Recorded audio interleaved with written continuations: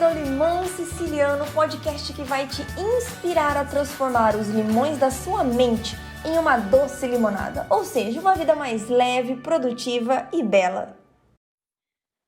Ei, pessoal, sejam muito bem-vindos a mais um episódio do podcast Limão Siciliano. E esse episódio é extremamente especial porque eu trouxe um convidado para conversar com vocês sobre o bem-estar mental dentro das empresas.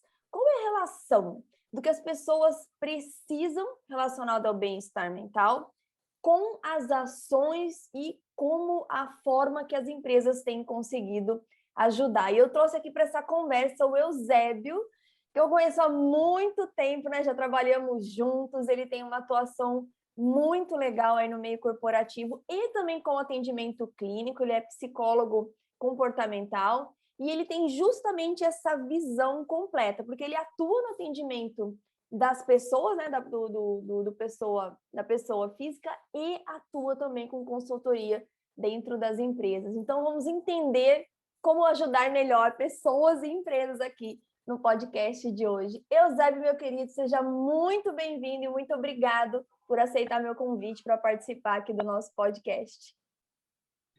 Imagina, Paula, é sempre um prazer. Eu estou acompanhando o seu podcast agora, já virei fã, já estou recomendando, tá?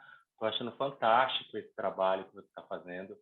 E esse tema, assim, essa sua escolha de tema, eu também achei, assim, uma sacada, porque, de fato, eu meio que sem perceber, acabei explorando essas duas vertentes da psicologia, né? Organizacional e clínica. E a gente poder falar hoje sobre onde elas se entrelaçam é uma coisa muito, muito fantástica. Adorei esse convite, viu? Ai, que bom, que ótimo. Então vamos lá, vamos começar falando, na verdade, do próprio tema em si, né? O bem-estar mental, a saúde mental. Ainda existe um tabu, né, Eusébio? Ou uma descrença, vou dizer assim, quanto à importância do cuidar da saúde mental. Eu vejo isso nas empresas, mas eu vejo muito isso também nas pessoas, até porque eu já passei por 2 crises de ansiedade. A primeira eu trabalhava no corporativo, né? Era head de marketing e eu demorei demais para aceitar, primeiro, que imagina, eu, né, executiva, bem-sucedida, com algum problema de saúde mental, e depois para admitir que a ansiedade roubava de mim tudo aquilo que eu mais queria, né? Paz, tranquilidade e o próprio sucesso, né? Como que você vê isso dentro, tanto com as pessoas do seu consultório, quanto nas empresas? Pois bem, Paulo, eu acho importante a gente separar esses dois ambientes, porque eu vejo visões distintas nesses dois ambientes, tá? Quando a gente fala da pessoa física, daquela pessoa que me procura no consultório, eu vejo uma evolução nesses últimos 10 anos aí, que é praticamente o tempo que eu estou clinicando. Quando eu comecei, era perceptível um certo incômodo das pessoas ao chegarem numa clínica para um atendimento psicológico, né? Então, elas não queriam ser vistas, elas não queriam encontrar o terapeuta na rua porque tinha vergonha, né? Mas eu já peguei um período, talvez aí alguns colegas com mais tempo de profissão pegaram mais isso. Eu peguei já um período em transição, né, nesses últimos 10 anos. E hoje eu posso te dizer, assim, especificamente pela minha realidade, pelo meu universo, né, pelo meu público, que isso diminuiu bastante. Tá? Eu diria para você que o público hoje que tem essa visão de chega na clínica e coloca a revista assim no rosto, tá, para não ser visto, esse público hoje é 10% da demanda que eu tenho, para você ter uma ideia. E felizmente as pessoas que vêm para esse atendimento clínico hoje, elas se sentem até orgulhosas, elas falam para os amigos. Muitos dos atendimentos que eu faço por conta da indicação. Então, hoje o meu principal veículo de publicidade é o boca a boca. Então, as pessoas estão falando e elas se sentem até, de certa forma, orgulhosas. E elas falam, não, porque eu vou consultar meu terapeuta para ver o que ele acha. Olha, não, mas o meu terapeuta falou que não é bem assim. Então, isso no mundo, né, que não é corporativo, vamos assim dizer, isso avançou mais. Tá? Agora, como você bem disse, nas empresas, né, e aí eu falo do meu papel de consultoria nas empresas, na área de desenvolvimento, de treinamento, o que a gente observa? ainda há uma dificuldade de inserção do psicólogo nas organizações para realizar um trabalho de psicologia, né? Então, as empresas aceitam mais outras nomenclaturas que muitas vezes não estão ligadas à saúde mental, né? Como, por exemplo, o próprio trabalho de coaching, que eu também atuo. Mas quando se fala do terapeuta clínico, né, e ainda existe um tabu, como você falou. Mas esse tabu, Paulo, eu acho que aí cabe um alerta aqui, ele está muito mais relacionado ao que as pessoas vão pensar, né? Está muito mais relacionado ao que a minha liderança vai pensar. Então, em geral, as pessoas que eu atendo, até dentro de um processo de coaching, elas trazem essa questão de que, nossa, mas se eu falar para o meu chefe que eu sou ansioso, ele não vai mais me considerar para uma promoção, ele não vai mais me elencar para os principais desafios. Então, esse tabu a gente ainda precisa enfrentar e temos um longo caminho pela frente, viu? É o medo de se expor, né? Vulnerabilidade ainda é visto como algo assim errado, né? Eu brinco que quase que um pecado, né? Não, eu não posso ser vulnerável, não posso ter nada que me atrapalhe. Como se a gente tivesse nascido perfeito e tivesse a obrigação de ser perfeito, né? A gente se impõe essa cobrança, né? Isso. E é importante frisar que o ambiente muda tudo, porque muitas vezes essa mesma pessoa, se ela vai para a vida pessoal dela e ela entende que ela precisa fazer uma terapia na vida pessoal, e isso vai ficar só ali naquele contexto pessoal, para ela não é problema. Então, o vilão dessa história é o que a gente ainda tem de cultura corporativa em algumas empresas, né? A gente não pode generalizar, Paula. Tem empresas que estão bem à frente nesse sentido, tá? Mas ainda é comum a gente enxergar esse tipo de tabu no mundo corporativo. É verdade, as empresas estão evoluindo muito, investindo, né, no bem-estar mental. Eu mesma atuo nessa parte de antes, né, da psicologia, antes da questão se tornar uma crise para as pessoas, né, com um trabalho de conscientização, de fazer a pessoa entender que, poxa vida, peraí, não é um bicho de 7 cabeças, né, e eu consigo mudar, eu consigo evoluir, né. A gente falou bastante antes, aqui para a preparação da entrevista, sobre autoconhecimento, né? E na correria do dia a dia as pessoas acabam esquecendo isso, né? Eu vejo. E você sabe, Eusébio, você falou que atua há 10 anos e esse é exatamente o período entre a minha primeira crise, que foi em 2011, e o ano que nós estamos agora. Então, assim, claro que depois de 2 crises, minha cabeça é outra, né? Então, acho que eu acompanhei bem essa evolução aí que você identificou. E uma coisa muito interessante que eu percebi nos 2 momentos, né? Na segunda crise eu já era empresária, e foi nessa segunda crise que eu percebi, peraí, eu me cobro muito mais. É claro que as empresas cobram, existe, né, toda a questão por resultado, é normal. Só que eu me via me cobrando muito mais. Tanto que, quando eu tive a segunda crise, e eu acho que a gente se coloca muito numa posição assim de terceirizar, né? Ah, o corporativo me pressiona demais. Ah, a empresa me cobra muito. Aí, como na segunda crise eu era empresária, eu olhei para o lado e falei, peraí, agora, vou cobrar quem? Só tem eu mesma, né? E foi então que eu passei a olhar para dentro e falar, ok, existe a pressão, e a pressão sempre vai existir. Mas o que eu posso fazer para lidar melhor com isso? Exatamente. Principalmente quando se trata de ansiedade, a gente tende, num primeiro momento, a catastrofizar, né? Essa nossa preocupação, esse pensamento acelerado, faz com que a gente lá na frente enxergue uma catástrofe. E essa catástrofe é fruto daquilo que a gente cria, né? O ambiente em si não valida aquilo, o ambiente em si não comprova aquilo, mas nós catastrofizamos. E é como você falou, isso independe do ambiente, né? Quando você teve na segunda vez, e aí? E agora? Quem que eu vou responsabilizar por isso, né? Quem que sobrou? Só sobraram os seus pensamentos, né? Só sobrou eu comigo mesmo. Exatamente. Exatamente.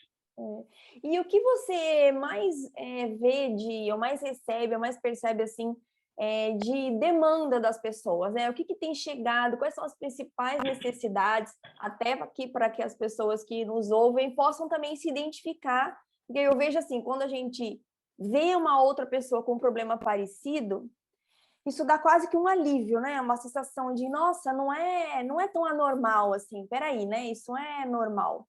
O que você mais tem recebido de demanda? Pois bem, Paula, falando especificamente aí do nosso público, dos adultos, de pessoas que estão trabalhando, é muito comum nesse público a depressão. A depressão, a gente tem visto em números, em pesquisas agora, nesse período que nós estamos vivendo, de 2021, que cresceu em até 80%.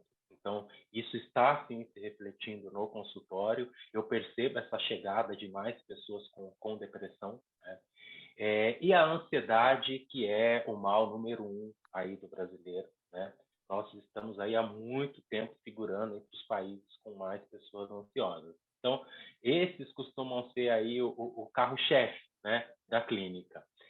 Agora, é importante a gente, né, por conta de ser algo tão grande, tão volumoso, tão expressivo, é importante a gente olhar também para os gatilhos, né, o que estão Isso. levando as pessoas, né, para essa questão da depressão e da ansiedade.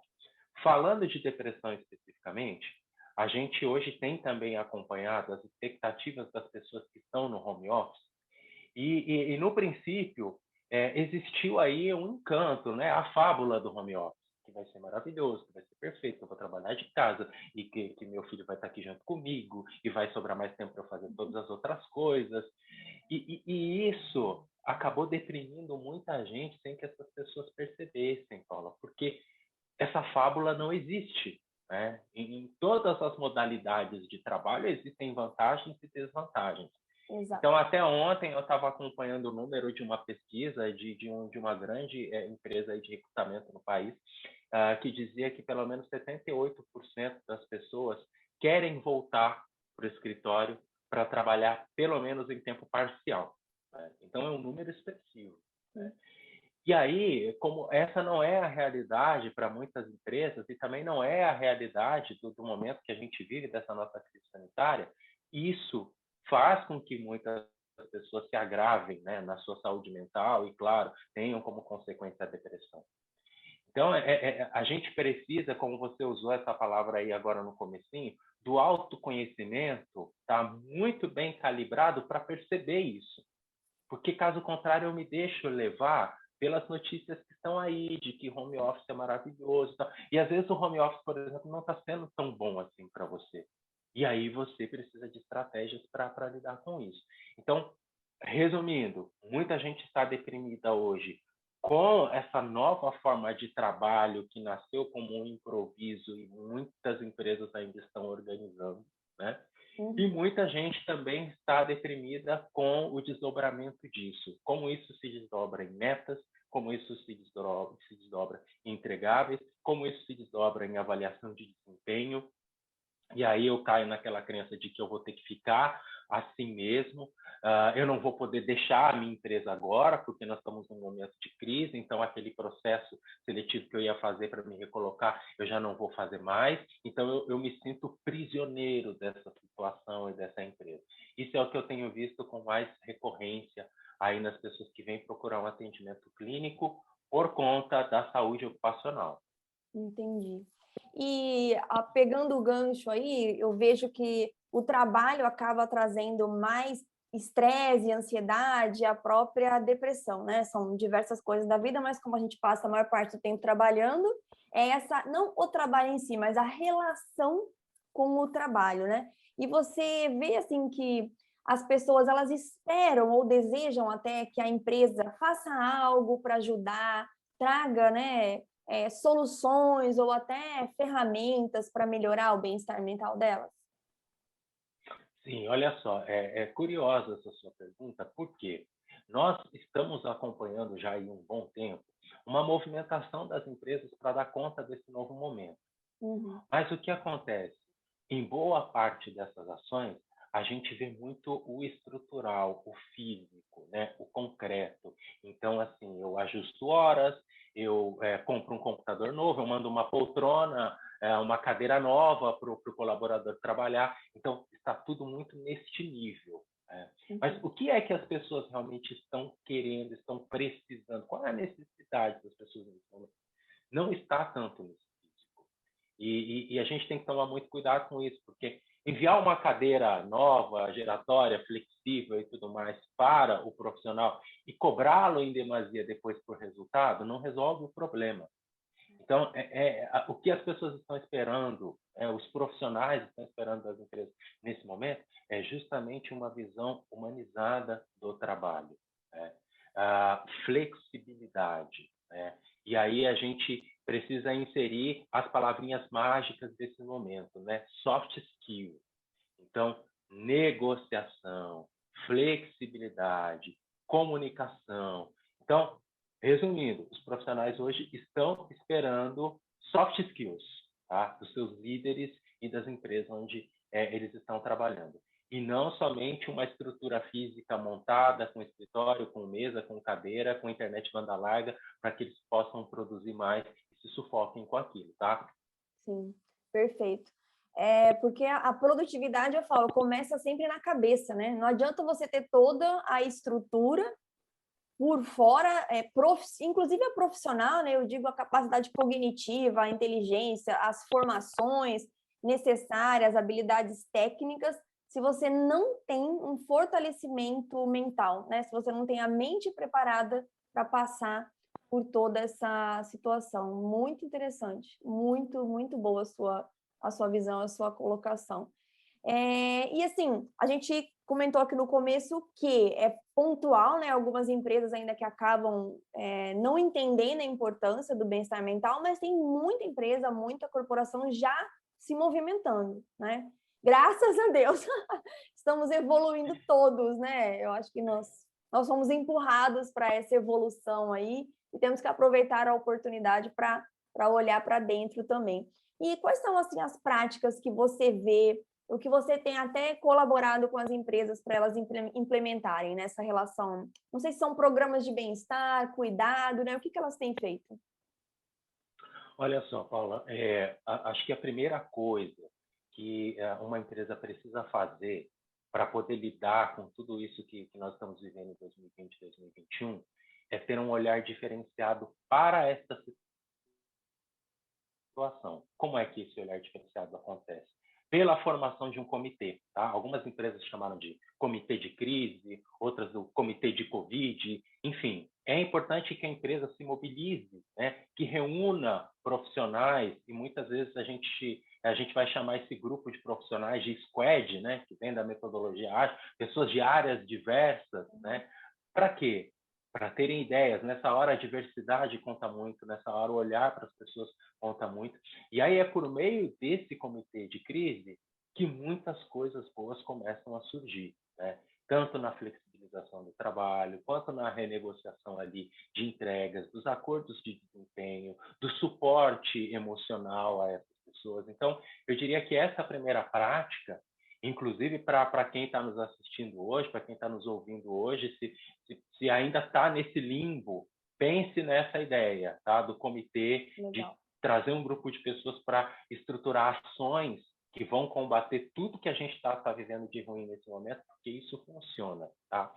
Agora, muitas empresas vão além desse comitê, né? Elas se preparam para, por exemplo, hoje nós estamos vivendo aí, felizmente, um boom de empresas, de startups de saúde mental que estão promovendo saúde mental online. Isso é fantástico.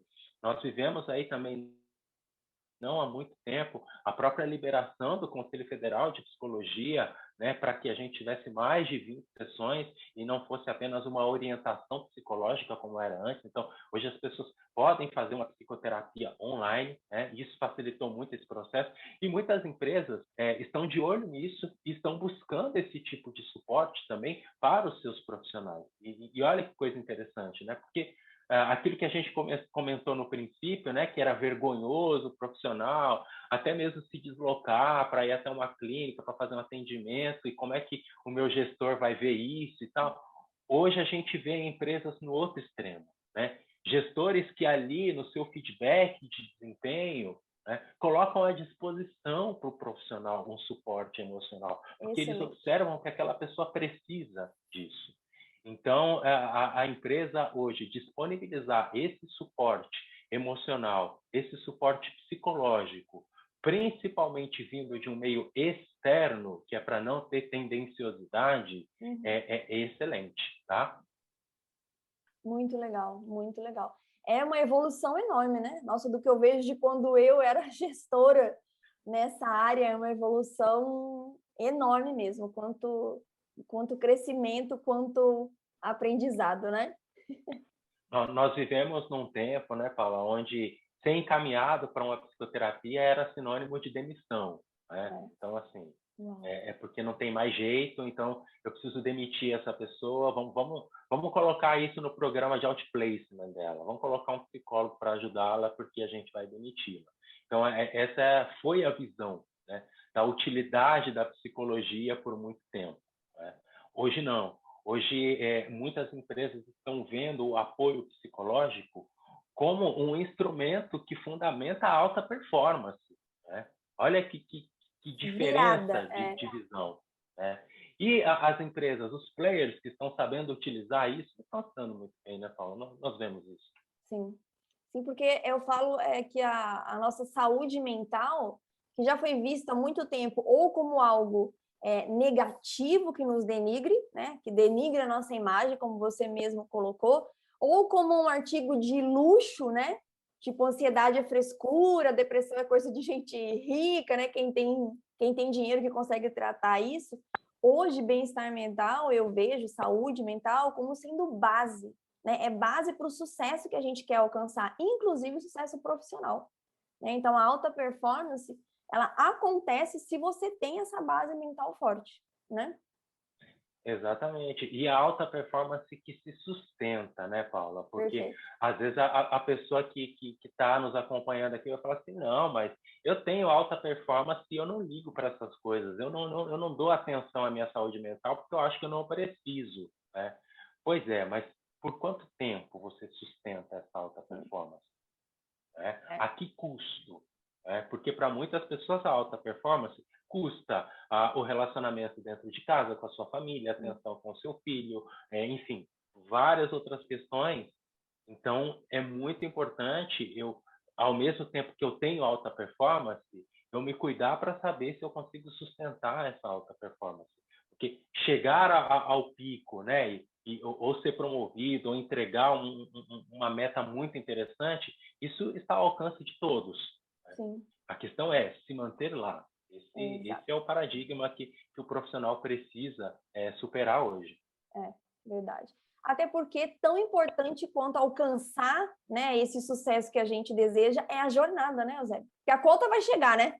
Eu falo que a conta sempre vai chegar, e você vai escolher pagar a conta de uma vida da qual você abriu mão de muita coisa, né? Relacionamento, família, saúde do próprio corpo, saúde física, espiritualidade, que eu vejo como base também, para conquistar aquilo, e aí você não consegue sustentar. Então, a gente precisa prestar atenção na jornada, né? Eu costumo dizer que o equilíbrio não é um ponto de chegada, é uma jornada, né? Porque o equilíbrio total, 100%, quando a gente passar dessa para melhor, né? Mas por enquanto, enquanto a gente está aqui, o equilíbrio vai ser uma jornada, buscar diariamente mesmo, né? Esse equilíbrio. Você me fez lembrar agora do Sean Acor, né? O autor do Jeito Harvard de Ser Feliz. Ele tem uma frase muito interessante nesse sentido, né? Ele diz que a felicidade não é a crença de que a gente não precisa mudar, mas sim a percepção daquilo que nós podemos mudar, né? Então é isso. Muita gente acha que a felicidade está lá no destino, né? No ponto de chegada. Então a pessoa se desdobra, sofre, né? Rala, sacrifica tudo que não deveria se sacrificar, e quando chega lá no seu ponto de chegada, né, no destino, cadê a felicidade? Não está aqui. Aí vem a decepção, aí vem a depressão. Depressão. Sim, porque você até conquistou aquilo, mas como nós somos seres que estamos sempre buscando mais, né? Se a gente não trata disso ao longo da nossa vida, a gente vai se tornar um eterno insatisfeito, né? Nada daquilo que a gente conquistar vai ser ok, vai estar bom. Ok, conquistei isso. Mas aí, perdeu a graça, então eu quero algo mais. Eu vejo que isso gera, né, essa ansiedade, que aí no ponto final pode nos colocar numa depressão, né? Exatamente. Nós, ao mesmo tempo que nos acostumamos, né, com coisas ruins, a gente também pode se acostumar com coisas boas.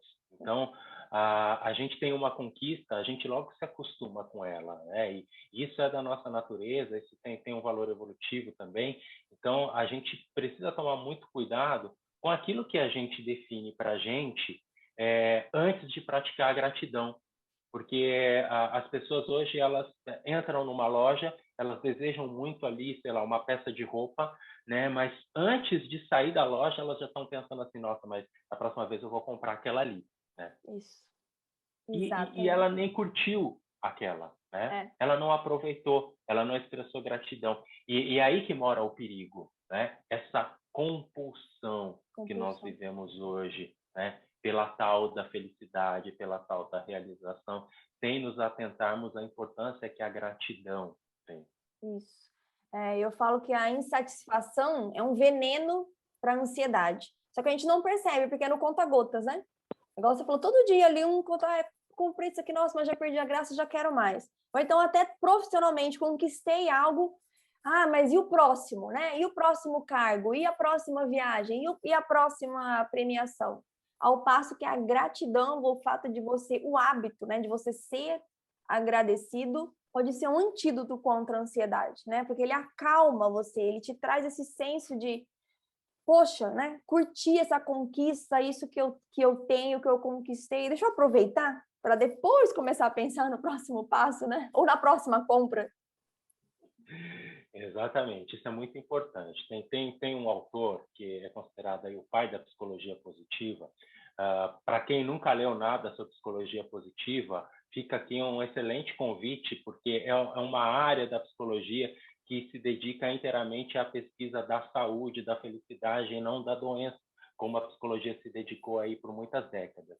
E o pai da psicologia positiva, o Martin Seligman, ele escreveu um livro que se chama Felicidade Autêntica, né? E lá ele fala muito sobre gratidão. Inclusive, lá ele coloca algumas escalas, alguns questionários para você se autoavaliar no seu nível de gratidão. E ele coloca a gratidão como uma ferramenta aí imprescindível para você alcançar a felicidade, não como um sentimento momentâneo, mas como estado de espírito, né? Como alguém que, como você mesmo disse, Paula, vive a jornada, né? A Isso. gente não precisa esperar chegar o destino para se sentir bem, para gozar de saúde mental. A gente não precisa chegar ao destino. Isso pode ser agora, isso pode ser hoje. Verdade. Perfeito, perfeito.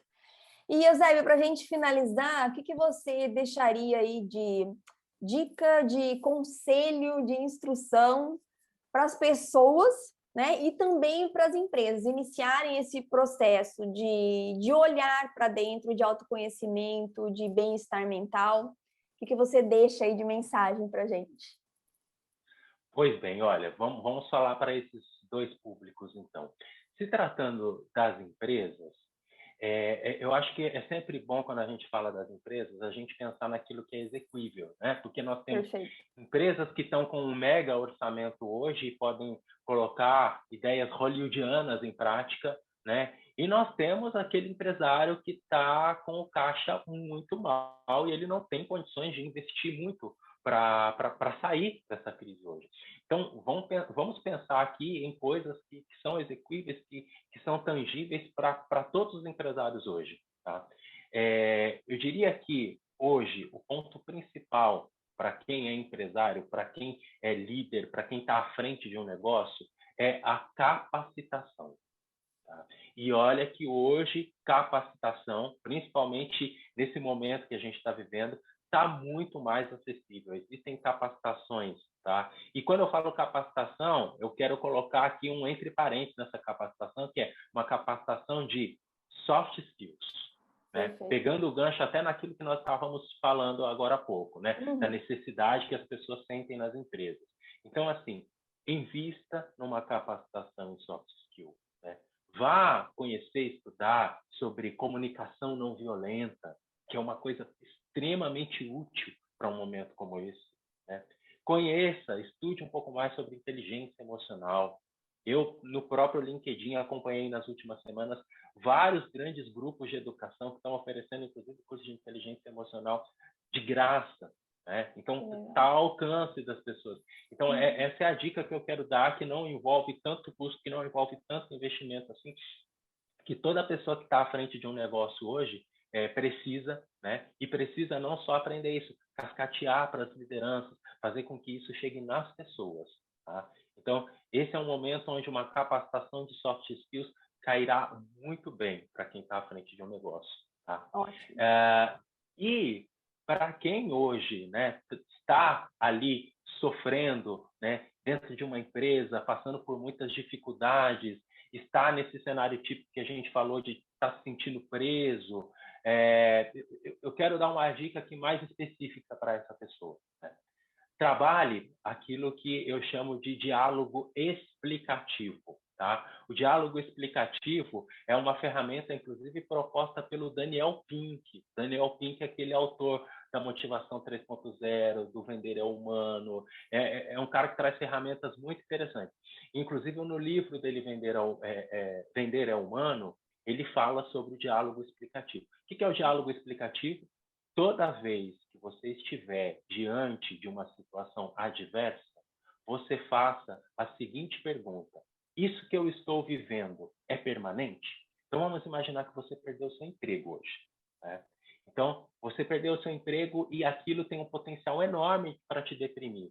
Mas nessa hora você usa a ferramenta do diálogo explicativo, que é a forma como você explica essa situação para você mesmo. Uau. Então, eu vou aplicar a seguinte pergunta nessa situação: eu estou desempregado. Essa situação é provisória ou é permanente? Muitas vezes a gente não tem essa clareza, né? E nós sabemos que é uma situação provisória, né? Não são todas as pessoas no mundo nesse momento que estão sem os seus empregos. Pessoas estão sendo contratadas nesse momento. Mas se eu não pratico o diálogo explicativo, o que eu faço? Eu coloco uma catástrofe aí. Perdi o emprego, vou ficar 5 anos desempregado, vou para debaixo da ponte, não vou conseguir dar aquilo que eu gostaria de dar para os meus filhos e tudo se perde e aí a ansiedade toma conta. Então, eu quero dar essa dica de usar a ferramenta do diálogo explicativo, tá? Uma outra pergunta que o Daniel Pink nos ensina no diálogo explicativo é: essa é uma questão específica ou é uma questão generalizada? É uma outra pergunta importante que você precisa fazer. Ou seja, é uma situação específica, está acontecendo comigo, tá? Não está acontecendo com o mundo inteiro. Pode ter uma grande parcela de pessoas, mas não é todo mundo. Então, eu vou superar isso, né? E a terceira pergunta dessa ferramenta do diálogo explicativo é: essa questão é pessoal ou não? Ou seja, eu fui demitido porque eu sou incompetente, porque eu não estou valendo nada, porque eu não sou valorizado, ou porque existe algo maior que envolveu a minha demissão. E aí, quando eu entendo que isso não é pessoal, eu também encontro ferramentas para sair dessa situação. Então, essas são 3 perguntinhas que a gente faz nessa ferramenta do diálogo explicativo, que pode nos ajudar muito num momento como esse que a gente está vivendo. Então, dica para quem está nos acompanhando e quer sair do momento difícil que está hoje: use a ferramenta do diálogo explicativo. E se tiver dúvida, pode entrar em contato conosco, né, Paula? Que a gente fica com o maior prazer. Ou pode seguir essa minha dica de leitura aqui do Daniel Pink. Essa ferramenta ele apresenta no livro Vender é Humano. Perfeito, perfeito. É o que eu chamo de questionar os pensamentos, né? Porque se a gente acreditar em tudo que a nossa mente mandar para a gente de informação, a gente pira realmente, né? Então, a gente tem que questionar. Perfeito, muito legal. Tenho certeza que com essas instruções, com essas dicas, as pessoas vão conseguir, e as empresas também, já dar esse primeiro passo, né? Ou avançar um pouco mais de onde elas estão para caminhar cada vez mais aí para uma mais qualidade de vida, um bem-estar mental, poder respirar mais tranquilamente, né? Tirar esse peso da cabeça, dos ombros, que se a gente deixar, realmente ele nos aprisiona, mas não precisa ser assim, né, Eusébio? A gente tem todas as ferramentas que a gente precisa aqui dentro. Eu falo que a gente só precisa despertá-las, né? E todo esse conteúdo que você trouxe aqui para a gente hoje contribuiu demais para que as pessoas consigam avançar, consigam se despertar. Meu querido, muito obrigado. Dava para a gente ficar conversando horas aqui, né? Dá para marcar outros podcasts sobre outros temas.